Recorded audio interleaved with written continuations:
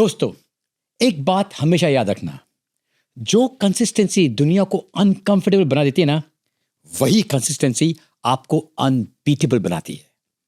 लेकिन एक प्रॉब्लम है, हम जिस तरह हैबिट बनाना चाहते हैं वो हमारी बॉडी और ब्रेन का नेचुरल सिस्टम के बिल्कुल अगेंस्ट होता है। इसलिए हर बार हम फेल हो जाते हैं।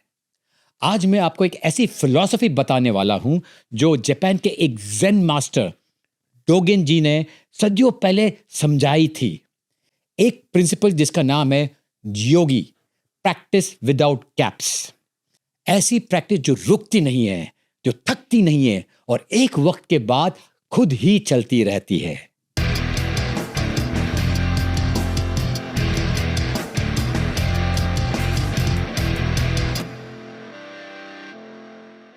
इस फिलॉसफी के 5 पार्ट्स हैं और सबसे पहला पार्ट लाइफ बदल देगा। पार्ट 1 है द रिटन डिक्लेरेशन। सुबह 5 बजे जब अलार्म बजता है ना, तो असली नेगोशिएशन तब शुरू होता है। यार, आज स्किप कर लेता हूं, आज थक गया हूं, कल डबल कर लूंगा ना। ये नेगोशिएशन वही जगह है जहां कंसिस्टेंसी मर जाती है और हर बार एक ही वॉइस जीतती है। डिसिप्लिन वाली नहीं, कंफर्ट वाली। इसको रोकने के लिए एक ही ठीक तरीका है, कमिटमेंट को इरिवर्सिबल बनाओ। जापान के समुराइज के पास एक रिचुअल था, केपिन, जहां वो अपने वाउज खून से लिखते थे। सुनने में थोड़ा ड्रामेटिक लग रहा है, पर साइकोलॉजिकली ये बहुत ब्रिलियंट चीज है। ब्रेन कमिटमेंट्स को ना 2 बॉक्स में रखता है। रिवर्सिबल, जहां आप डिस्कस करते हो, डिले करते हो, डाउट करते हो, और दूसरा है इरिवर्सिबल, जहां आप बस करते हो, कोई इस पे कोई बातचीत नहीं, कोई रूल नहीं, सिर्फ करना है, डटे रहना है। आज के जमाने में कोई खून से नहीं लिखता, पर एक चीज उतनी ही पावरफुल है, पब्लिक डिक्लेरेशन। जब आप पब्लिकली अनाउंस करते हो ना कि मैं रोज 20 मिनट मेडिटेशन करूंगा, मैं 30 दिन वर्कआउट चैलेंज कंप्लीट करूंगा, तो एक नई चीज एक्टिवेट होती है, स्किन इन गेम। आपका ईगो, आपका रेपुटेशन, अब सब स्टेक पर हो जाता है और इंसान किसी को डिसअपॉइंट कर लेगा, पर दुनिया के सामने एम्बेरेस्ड नहीं होना चाहेगा।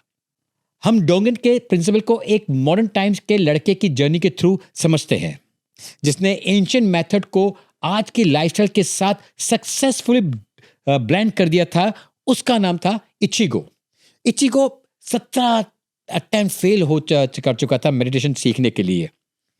हर टाइम सेम पैटर्न, मंडे को मोटिवेशन, वेडनेसडे को थोड़ा सा एक्सक्यूज शुरू हो गया, फ्राइडे को गिव अप, संडे को गिल्ट, अरे यार मैंने फिर छोड़ दिया।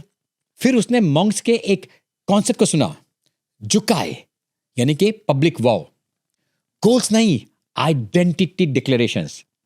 I am a meditator, I am discipline person.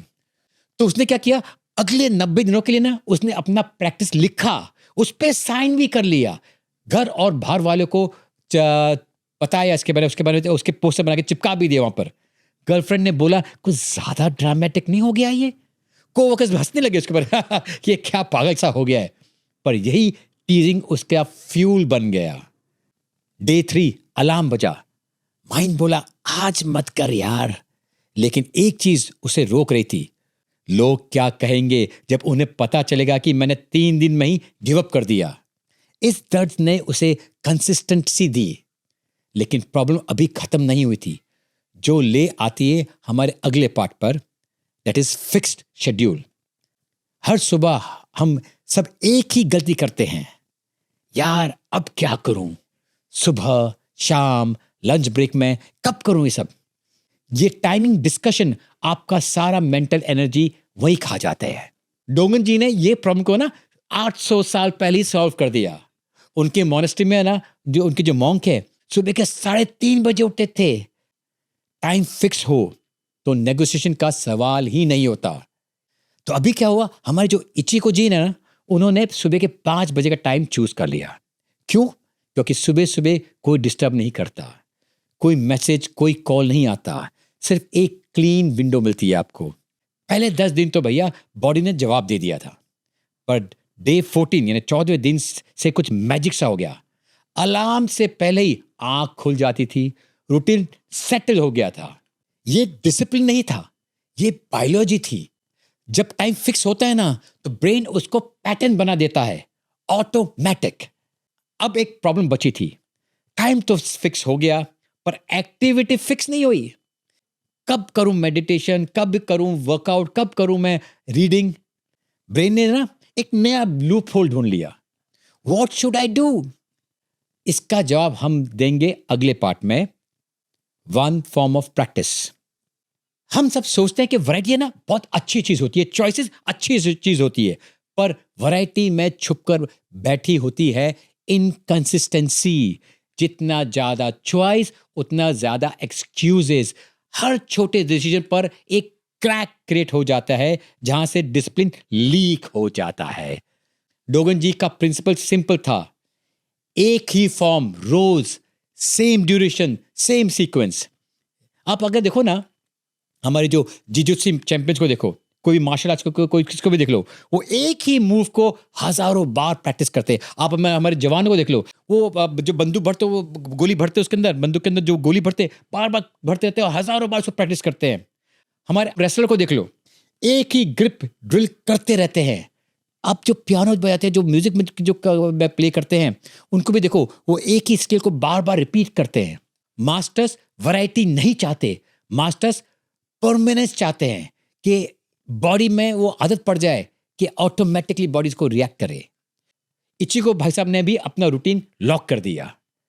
20 pushups करूंगा, 10 मिनट मेडिटेशन करूंगा, 10 मिनट रीडिंग करूंगा और सेम सीक्वेंस रोज करूंगा। जब वीक 3 आता है ना, तब तक ब्रेन थोड़ा सा पागल हो जाता है। वो कहता है ये तो जरा बोरिंग चीज है, ये बड़ा रोबोटिक तसा नहीं हो गया, एकदम मशीन टाइप हो गया, ये तुम्हारे लिए नहीं है। पर छठे वीक आते आते कुछ टूट गया। चॉइसेस लेस रेपिटेशन ने माइंड को सरेंडर करवा दिया। पुशअप्स ऑटोमेटिक हो गए, मेडिटेशन फ्लो बन गया।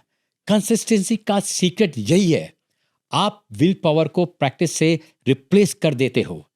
लेकिन एक और बड़ा टेस्ट बाकी है। हम सब जो है ना एक डेंजरस सोच के शिकार है, ऑल और नथिंग। अगर फुल वर्कआउट नहीं कर सकते तो आज छोड़ दो यार। अगर 20 मिनट मेडिटेशन नहीं कर पाएंगे तो कल कर लेंगे। यही सोच डिस्ट्रॉय कर देती है कंसिस्टेंसी को। गैप्स यही क्रैक्स होते हैं जहां आप पुराने पैटर्न में वापस चले जाते हो। एथलीट्स जब रेस्ट डे लेते हैं ना, वो रेस्ट डे उनका ना एक स्ट्रैटेजिक होता है, नॉट इमोशनल।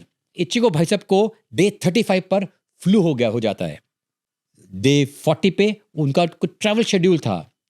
पुरानी लाइफ में ये दोनों एक्सक्यूजेस थे प्रैक्टिस को ब्रेक करने के लिए, पर इस बार नहीं। एयरपोर्ट वॉशरूम में इचिको भाई साहब पुशअप्स कर रहे थे, उबर में मेडिटेट कर रहे थे, प्लेन के अंदर उनकी रीडिंग चल रही थी। क्या ये इम्परफेक्ट था? बिल्कुल इम्परफेक्ट था, पर कंसिस्टेंसी 100% थी। नदी कभी रुकती नहीं है, कभी तेज बढ़ती है, कभी पतली सी स्ट्रीम लहर में निकल जाती है, पर फ्लो रुकता नहीं है। यही है गियोजी प्रैक्टिस विदाउट गैप्स।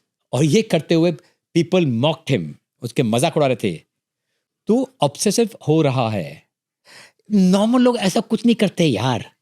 और वो मुस्कुराता रहा, क्योंकि नॉर्मल लोग नॉर्मल रिजल्ट पैदा करते हैं, पर अनब्रेकेबल लोग एक्स्ट्रा ऑर्डिनरी रिजल्ट कर देते हैं। लाइफ हमेशा ऑब्स्टिकल देगी, लेट नाइट्स, घर पे कुछ मेहमान आ जाएंगे, बीमारी, ट्रैवल, इमरजेंसी। प्रॉब्लम ये नहीं है कि ऑब्स्टिकल आता है, प्रॉब्लम ये है कि हम उस वक्त स्ट्रेस्ड माइंड से डिसीजन लेते हैं, और स्ट्रेस्ड माइंड हमेशा इजी पाथ को ही चूज करता है, not the right path. Zen monks ना उनके रूल हैं, ऑब्स्टिकल जो तकलीफ है, जो रुकावट आएगी, उसका ऑलरेडी रिस्पॉन्स उनके पास डिसाइडेड होता है। अगर आपके उनके हॉल में अगर कोई फ्लड हो गए, कोई पानी भर गया, तो भाई डाइनिंग एरिया में चले जाओ, उधर शिफ्ट हो जाओ। डाइनिंग एरिया में आग लग गया तो भैया आंगन में चले जाओ। जैसे ही घंटी बजेगी तो प्रैक्टिस शुरू करनी है। बस उनको ये सिंपल उनका एक सिस्टम होता है कि पहले से डिसाइडेड होता है। इचिको भाई साहब ने भी ऑब्स्टिकल के लिए प्री सॉल्व प्लान किया था। अगर बरसात गिरेगी तो भैया मैं ना अपने गराज में वर्कआउट करूंगा। अगर मेरे को ट्रैवल करना है तो बाथरूम में पुशअप करूंगा। अगर बहुत ज़्यादा स्ट्रेस है और बिल्कुल टाइम नहीं मिल रहा है तो मिनिमम वर्जन करना है। 2 पुशअप, 1 मिनट का मेडिटेशन और 1 पेज रीडिंग तो करनी करनी है। एक सिंपल फॉर्मूला है, if X happens I do Y. Simple है और बहुत ही ज्यादा पावरफुल है। प्रैक्टिस आपका पार्ट बन जाती है। इससे एक मैजिक हो जाता है, डिसीजन फटीग 0 हो जाता है और प्रैक्टिस आपका पार्ट बन जाती है। डे 70 पर आते आते प्रैक्टिस ऑटोमेटिक हो जाती है और 90 दिनों तक तो आपकी आइडेंटिटी शिफ्ट हो जाती है। इचिगो जी को लोग बोलने लगे, आपकी कंसिस्टेंसी से हमें डर लगता है। और इचिगो जी प्राउडली रिस्पॉन्ड देते थे, अच्छी बात है, डर लगना भी चाहिए। बिकॉज जब आपकी डिसिप्लिन लोगों को अनकंफर्टेबल बना देना, आप फाइनली राइट लेवल पर काम कर रहे हो। कंसिस्टेंसी का असली मतलब डेली एक्शन नहीं, इसका असली मतलब है कंसिस्टेंसी रहने के अलावा आपके पास कोई और चॉइस ही ना रहे। अब यह बोलना जोक जैसा नहीं लगता कि आप प्रैक्टिस नहीं करते, प्रैक्टिस आपको करती है। दोस्तों, अगर आप लाइफ बदलना चाहते हो, बिजनेस में, साइड हसल में, फिटनेस में, रिलेशनशिप में, तो आज एक ही काम करो, नेगोशिएशन बंद करो, टाइम फिक्स करो, फॉर्म लॉक करो, गैप्स क्लोज करो, ऑब्स्टिकल्स को प्री सॉल्व करो और देखो आप एक नए इंसान बन जाओगे। मैं हूं सुदेश मलिक। अगर आपको कंसिस्टेंसी की ये साइंस हेल्पफुल लगी तो इस वीडियो को शेयर करो अपने ऐसे दोस्त के साथ जो रूटीन फॉलो करने के लिए स्ट्रगल कर रहा है।